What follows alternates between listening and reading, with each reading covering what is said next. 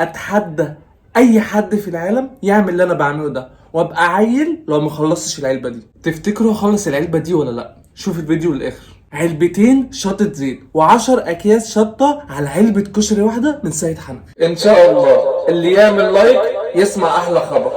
توكلنا على الله. كان في ناس قالوا لي ان انا غيرت العلبه، وفي ناس قالوا لي ان الشطه دي اي كلام، فانا عملت ايه؟ هفضي الكشري هنا وجبت علبتين شطه زيت. بص ده شطه الزيت.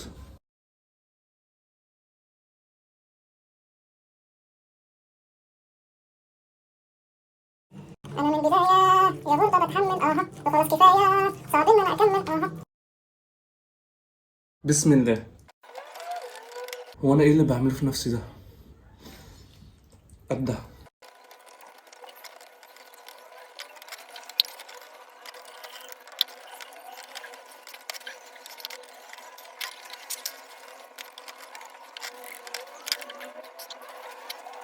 يا اخي بالله عليك لا تعمل متابعه.